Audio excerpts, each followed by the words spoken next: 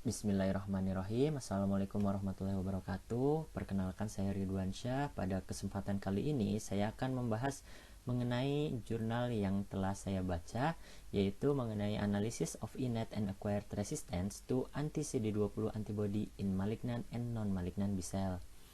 Nah, jadi tujuannya dari peneliti melakukan penelitian ini adalah untuk mengetahui mekanisme apa yang bertanggung jawab terhadap kejadian resistensi suatu obat antibodi anti-CD20 dalam membunuh B-cell yang ganas maupun yang tidak ganas. Nah, apa sih maksudnya CD20? Jadi CD20 itu adalah marker atau molekul protein yang ada di permukaan B-cell, baik yang ganas maupun tidak ganas. Nah, obatnya itu berupa antibodi yang spesifik terhadap CD20 tersebut. Obatnya itu salah satunya contohnya adalah rituximab dan ofatumumab. Nah, ternyata rituximab ini katanya bisa resisten. Jadi nanti bisa itu baik yang malignan ataupun non malignan tidak akan mati lagi setelah bertemu dengan rituximab. Nah, peneliti ini pengen tahu sebenarnya mekanisme resistensinya itu lewat apa sih? Apakah itu melalui mekanisme yang ada pada tingkat pretranskripsi atau transcriptional level, atau ada pada transcriptional atau post transcriptional level. Maksudnya apa? Jadi CD20 itu kan proteinnya ada di permukaan B-cell. Nah, apakah protein CD20-nya itu yang rusak, atau gen yang mengekspresikan CD20 itu yang tidak tertranskripsi atau tidak terekspresi, sehingga kadar CD20-nya menjadi rendah. Jadi rituximabnya tidak ada tempat untuk menempel pada permukaan B-cell untuk membunuh B-cell tersebut. Jadi kurang lebih seperti itu penelitian yang akan dilakukan dalam yang akan dijelaskan di dalam jurnal ini. Ya, jurnal ini dipublish pada tahun 2013 dan masuk dalam Q1. Tujuannya tadi sudah jelas ya, untuk mengetahui mekanisme apa yang bertanggung jawab terhadap kejadian resistensi B-cell terhadap rituximab dan ofatumumab sebagai agen antibody anti CD20 ya. Dan yang jelas pada penelitian ini nanti kita akan menilai apakah ini termasuk yang innate atau yang acquired ya. Sedangkan yang apa sih maksud innate? Jadi yang innate itu adalah innate resistant. Jadi innate resistant itu adalah resistensi yang memang sudah dari sananya tidak mempan rituximab itu. Akan tetapi kalau yang acquired itu didapat. Nah, jadi sebenarnya awalnya dia sensitif terhadap rituximab, tapi seiring berjalannya waktu, tadi kalau pada penelitian ini karena dia terpapar terus-menerus oleh rituximab, maka terjadilah resistensi yang didapat pada saat limfoma atau sel lain sel B ini mendapatkan terapi rituximab secara terus-menerus. Ya, kita coba masuk sebelum ke metode dan resultnya, kita akan coba masuk tadi ke bagian gambar. Kita harus bisa lihat bahwa di sini ada gambar yang hijau melengkung-lengkung, itu adalah CD20.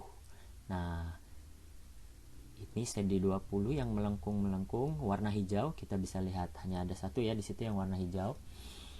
CD20 yang melengkung-melengkung itu normalnya diekspresikan di permukaan sel B, baik yang ganas maupun tidak ganas. Dan dia berperan sebagai reseptor atau molekul penanda bahwa inilah saya sel B, bahwa kalau mau mengenali saya maka saya punya CD20 gitu loh. Nah, CD20 ini bisa ditempeli oleh antibodi. Antibodinya namanya rituximab.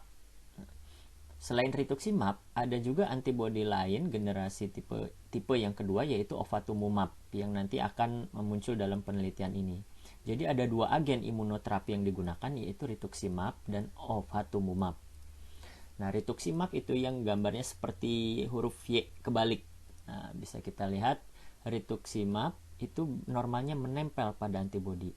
Dan nantinya ketika antibodi ini nempel di rituximab, ketika antibodi rituximab ini nempel di CD20, maka akan mengaktifasi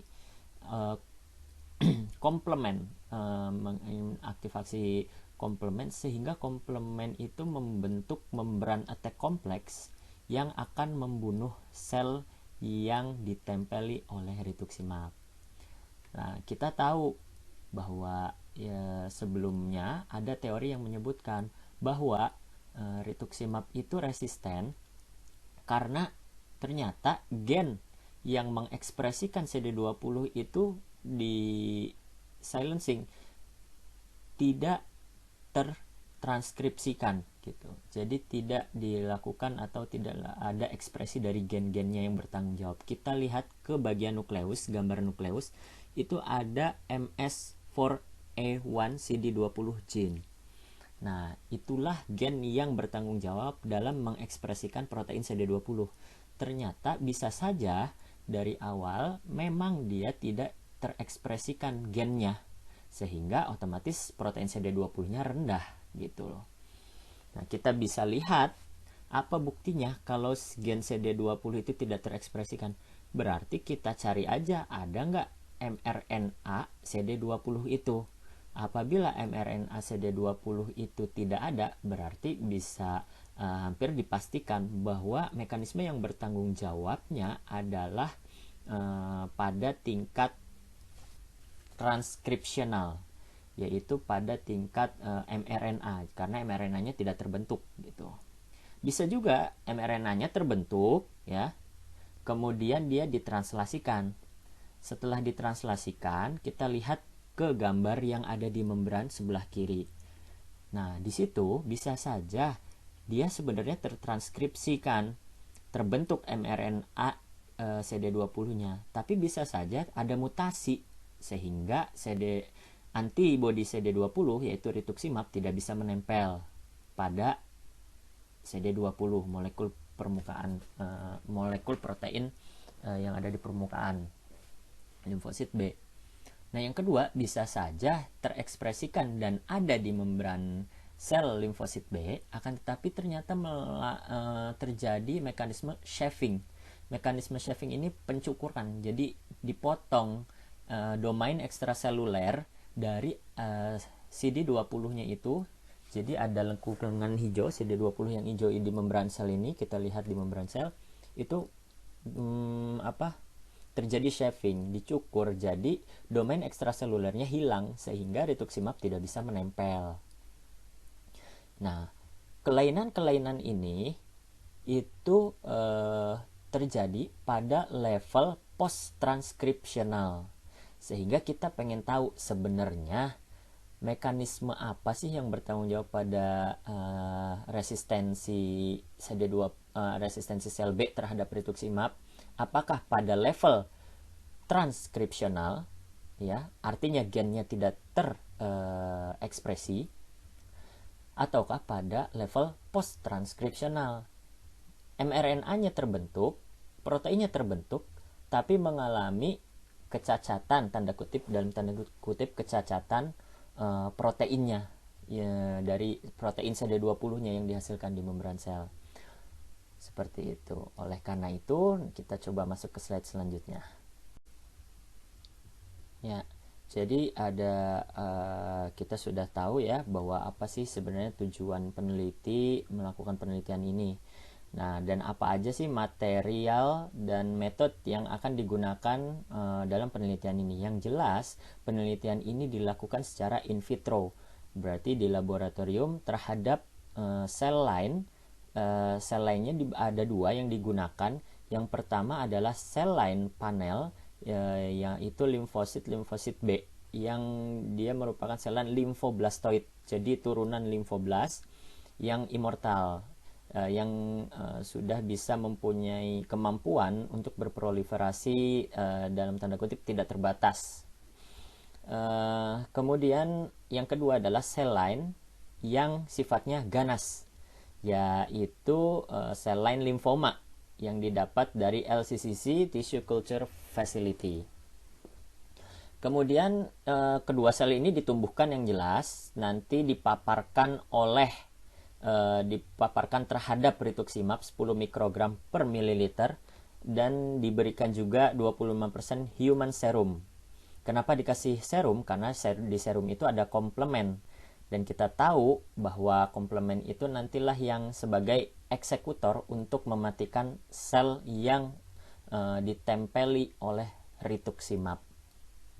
Dan katanya lama-kelamaan kita juga bisa membuat sel line ini menjadi resisten setelah 10 kali passage. Jadi setelah 10 kali sel itu di splitting, jadi setelah sel itu direkultur lagi 10 kali dipaparkan terhadap rituximab, itu berdasarkan teori sebelumnya itu bisa menyebabkan resistensi pada sel limfoma.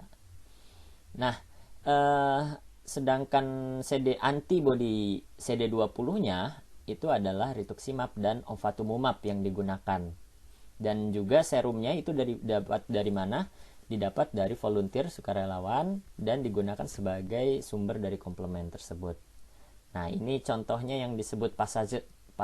Nah, pasase itu jadi nanti sel diambil, ditumbuhkan pada petri dish di sebelah kanan ya. Kemudian dia akan tumbuh nih yang kuning-kuning. Setelah confluence, setelah hampir menutupi seluruh permukaan flash, maka dia harus dipindahkan ke flash yang lainnya untuk dipasase supaya sel itu tetap bisa berproliferasi.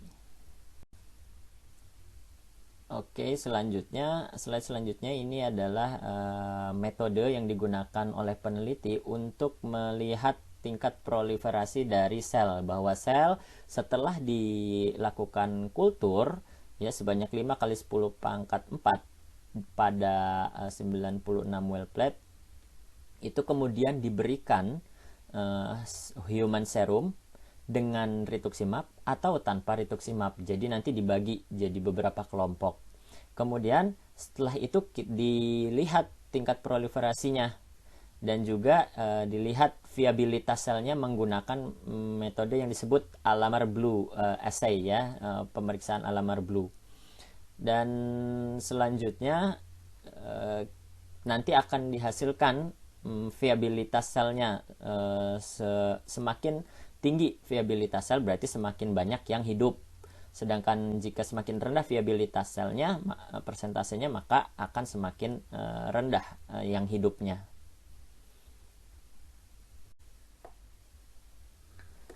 Kemudian untuk slide ini, nah di slide ini tuh sebenarnya ada pemeriksaan lagi. Kita kan tadi pengen tahu apakah mekanisme resistensinya itu di tingkat yang pre-transkripsional atau di tingkat transkripsional atau di post-transkripsional. Kalau ternyata mekanismenya di transkripsional, maka level mRNA-nya, kadar mRNA CD20-nya pasti akan rendah.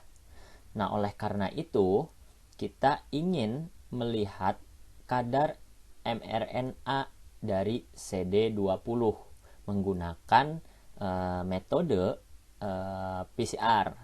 Jadi nanti kita harus isolasi dulu RNA-nya ya, isolasi RNA-nya. Kemudian setelah itu kita menggunakan primer ya, yang digunakan yaitu primer 1 CD20F dan CD20R untuk melihat atau mengidentifikasi mRNA CD20-nya seberapa banyak diekspresikan. Hipotesisnya adalah ketika ternyata ekspresi dari CD20 mRNA-nya itu rendah, Berarti dicurigai jangan-jangan mekanisme resistensinya itu si rituximab itu tidak bisa bekerja untuk membunuh sel limfosit B, itu jangan-jangan karena dari level mRNA-nya aja udah nggak dihasilkan CD20-nya. Gimana rituximab itu mau nempel, seperti itulah ininya secara singkatnya. Baik, next.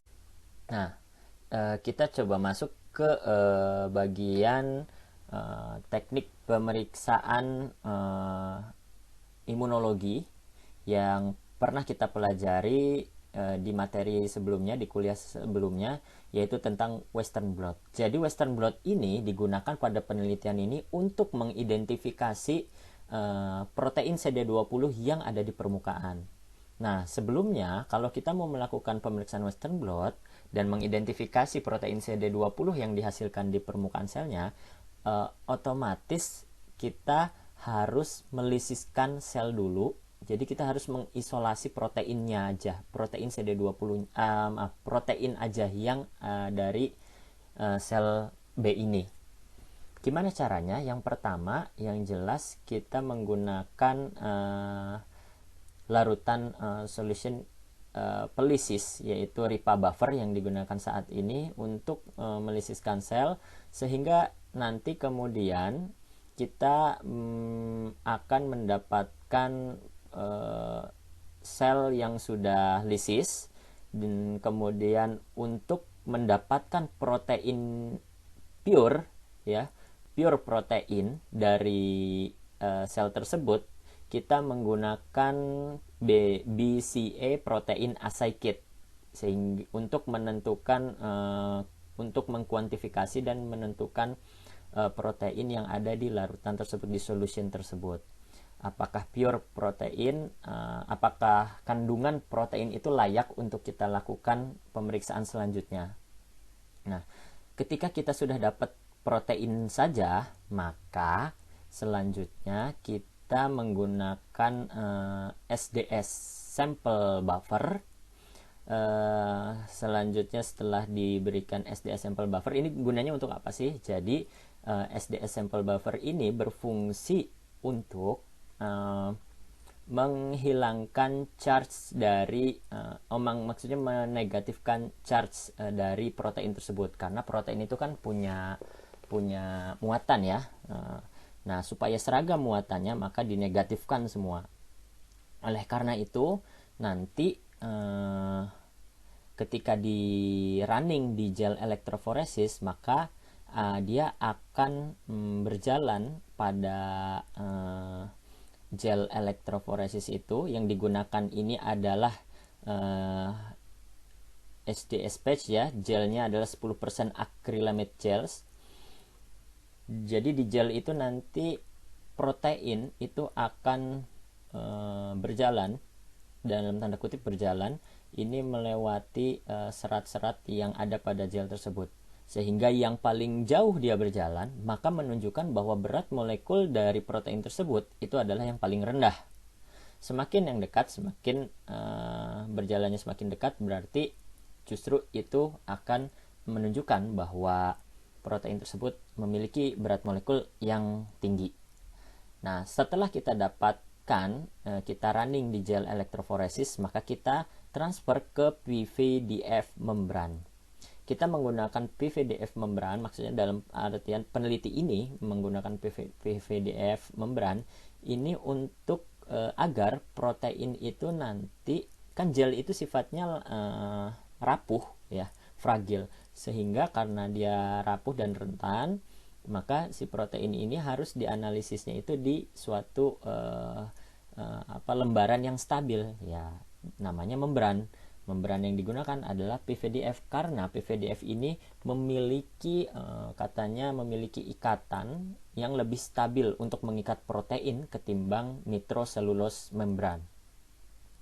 Selanjutnya setelah itu kita berikan anti CD20 ya, antibody anti CD20 rabbit ya, ini adalah primary antibody. Kemudian kita berikan primary antibody yang spesifik terhadap CD20. Jadi nanti antibody ini hanya menempel pada CD20 protein CD20 saja.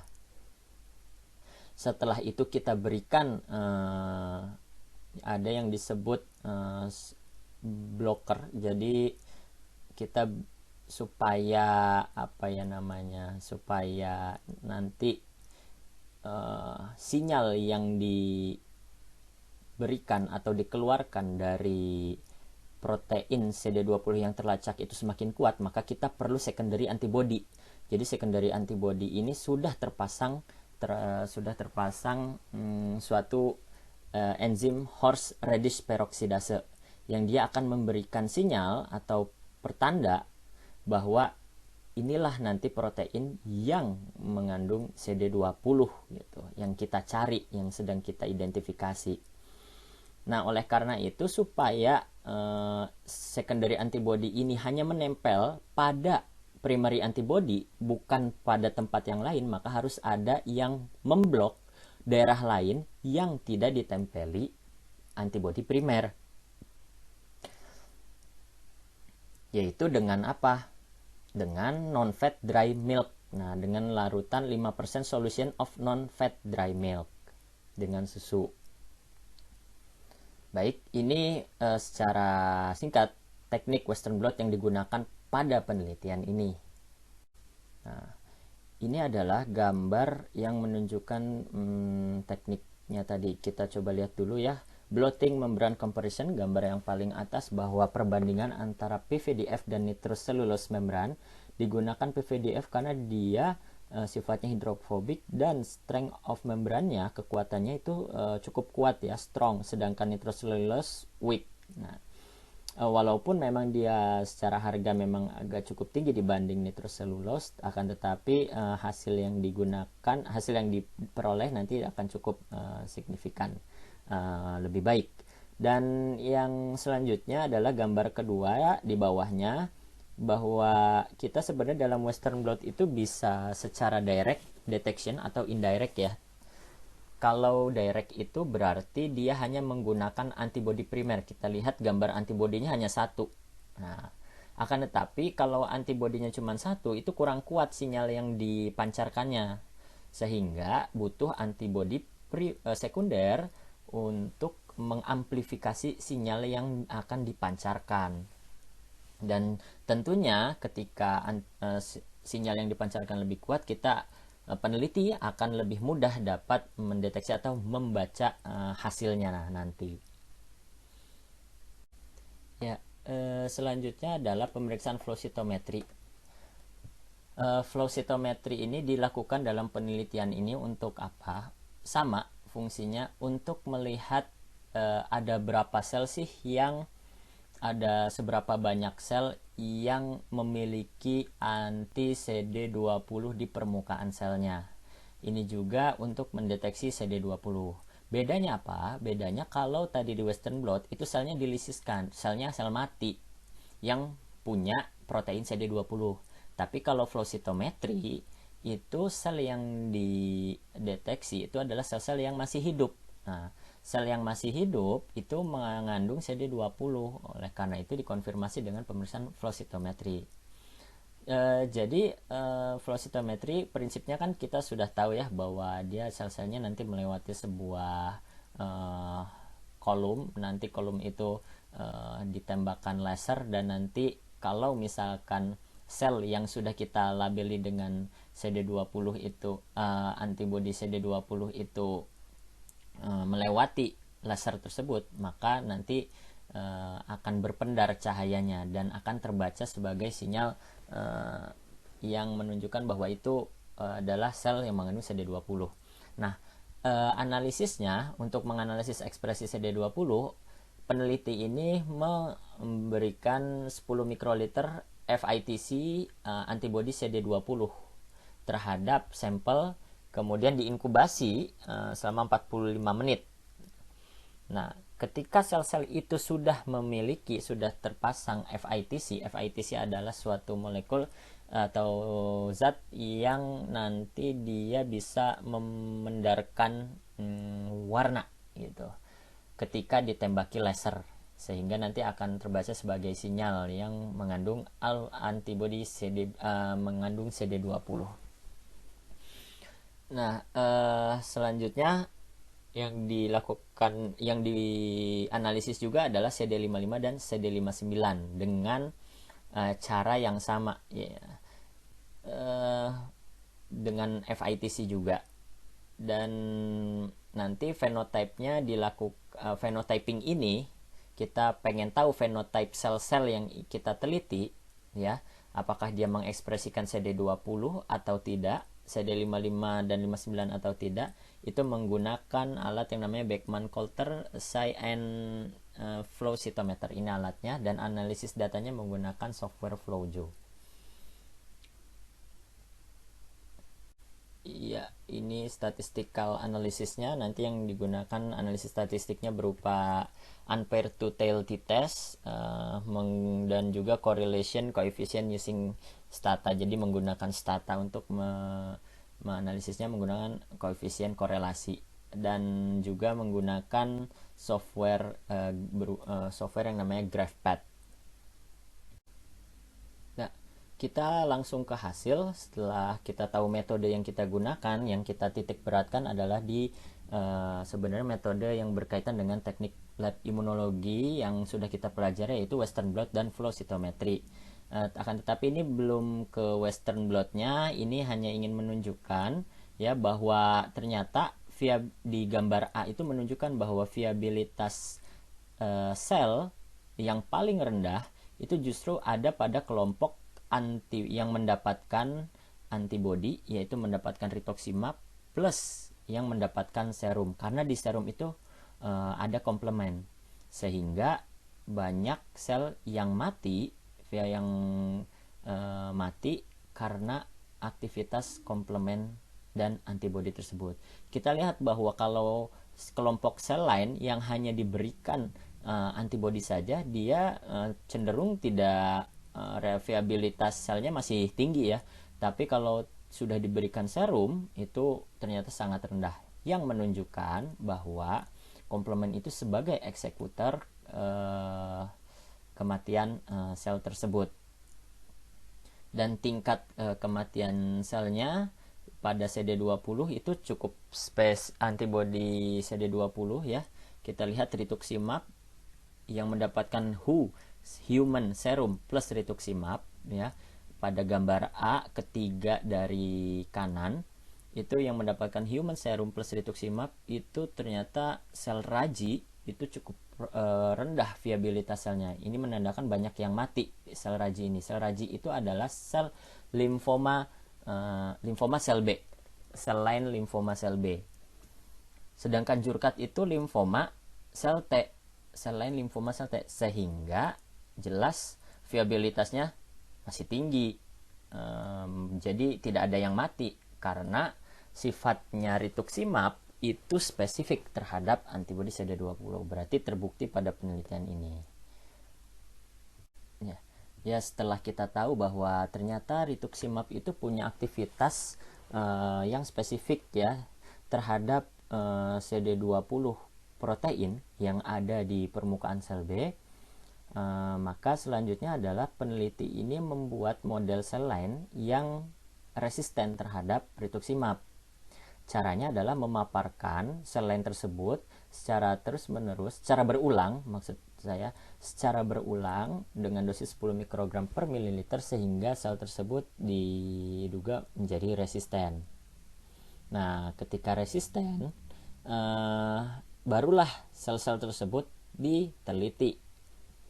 Kita lihat bahwa ternyata pada gambar yang sebelah kanan, ekspresi CD20 permukaan itu yang ada pada sel lain yang sensitif ya, yang mati atau yang sensitif terhadap rituximab, sehingga rituximab dapat menempel pada CD20, itu ternyata punya kadar CD20 yang tinggi, protein CD20 di permukaan yang tinggi. Ini yang gambar A. Nah, ini adalah hasil pemeriksaan menggunakan Western blot gitu. Jadi hasilnya itu seperti ini. CD20 kita lihat yang sel lain yang sensitif itu ada nomor 12622 dari kiri ke kanan ya, ada 11828 dan selanjutnya. Nah, sedangkan aktin ini adalah sebagai protein protein kontrol, karena setiap sel pasti memiliki aktin gitu. Jadi nanti ini sebagai pembandingnya gitu. Sedangkan kita lihat bahwa pada sel lain yang resisten terhadap rituximab itu punya CD20 permukaan yang rendah, permukaan protein CD20 yang rendah. Ini dia hanya samar-samar ya. Kemudian peneliti ini ingin memastikan sebenarnya molekul protein ini ada hubungannya nggak sih dengan mRNA-nya, atau dalam artian seperti ini. Kalau misalkan memang terbukti CD20 itu rendah pada kelompok sel lain yang resisten terhadap rituximab, maka peneliti ini ingin melihat apakah kadar mRNA CD20 pada sel lain yang resisten terhadap rituximab itu rendah juga atau tidak.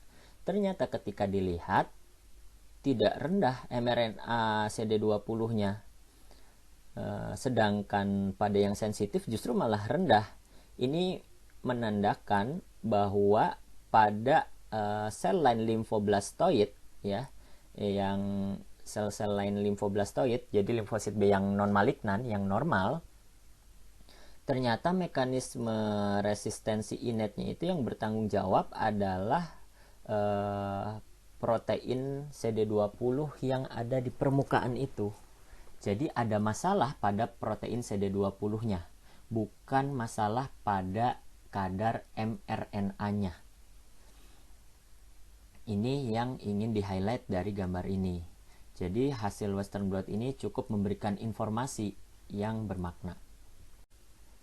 Nah, kemudian selanjutnya saya akan membahas mengenai sebelum ke conclusion atau ke kesimpulan, saya akan membahas mengenai hasil Western blot di sel lain limfoma. Kalau tadi kan sel limfoblastoid, sel B yang normal, yang non malignan. Nah, sekarang yang malignan gimana?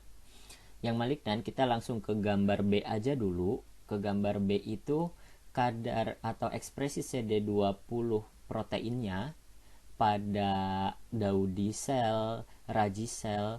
Jadi Dowdy dan Raji cell ini adalah sel lain limfoma sel B ya. Limfoma sel B ternyata menunjukkan bahwa sel lain yang resisten itu punya ekspresi CD20 yang rendah. Dan juga dikonfirmasi, kita lihat gambar ke yang C-nya, ternyata juga memiliki kadar mRNA yang rendah. Wajar, mRNA rendah, otomatis protein protein CD20-nya yang ada di permukaan juga rendah, atau protein CD20 yang ada di sel itu juga rendah. Nah, sedangkan pada Raji cell juga sama, bahwa ternyata kadar protein CD20 yang resisten itu juga rendah. Kita lihat gambarnya agak samar, yang resisten itu ternyata kadar protein CD20-nya rendah. Dan kita lihat bahwa memang terkonfirm bahwa kadar mRNA CD20-nya juga memang sudah rendah gitu.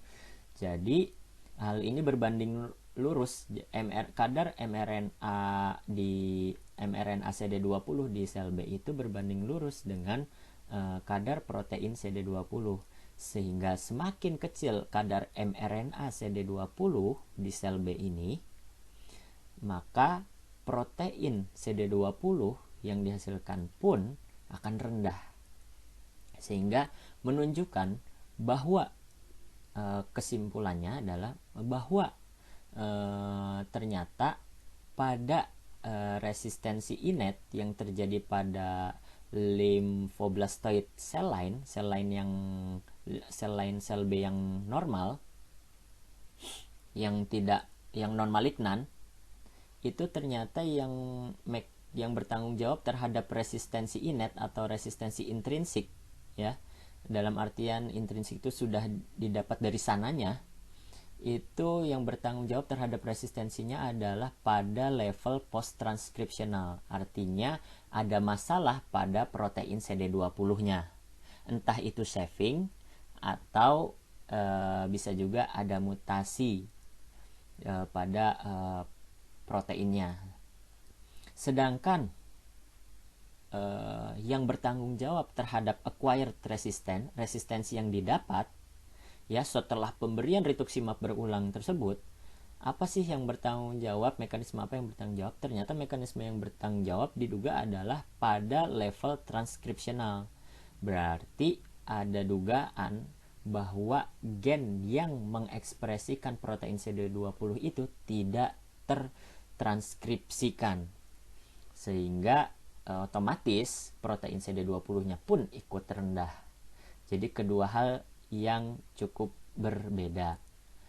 Nah, apa peranan flow cytometry di sini? Flow cytometry ini tadi yang sudah saya sampaikan bahwa peranannya ini untuk mengkonfirmasi bahwa seberapa banyak sih sel lain yang mengekspresikan protein CD20 di permukaannya. Nah, menggunakan flow cytometry, ternyata pada gambar A sebelah kiri paling atas itu ada sel yang resisten dan ada Dowdy cell yang dalam artian ini memiliki CD20 yang tinggi. Jadi ada dua puncak yang dimaksud. Semakin puncaknya ke kanan, itu berarti semakin menunjukkan bahwa ekspresi CD20-nya itu tinggi. Nah, ekspresi CD20 tinggi ini adalah pada sel yang parental, yang dia sel tidak mengalami resistensi, yang masih sensitif lah istilahnya. Ternyata CD20 masih tinggi. Sedangkan semakin puncaknya itu ada di sebelah kiri, ya,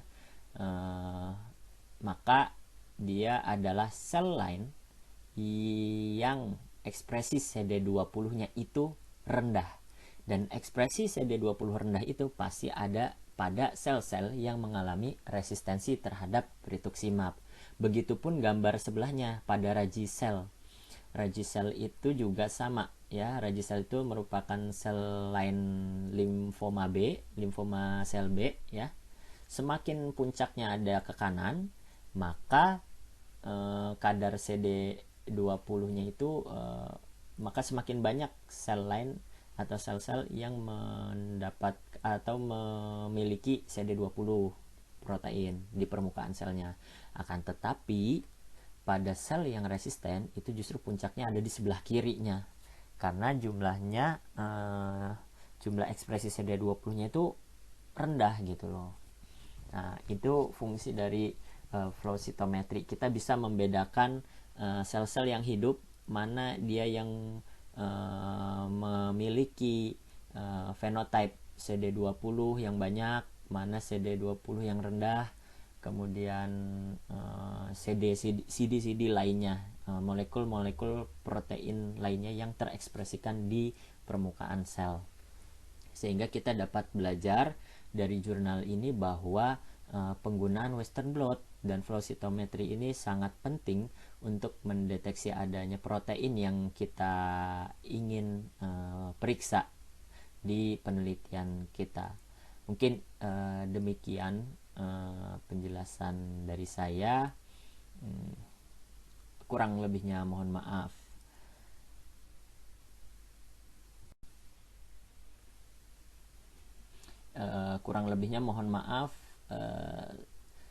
Semoga bisa bermanfaat untuk kita semua. Billahi taufiq wal hidayah. Assalamualaikum warahmatullahi wabarakatuh.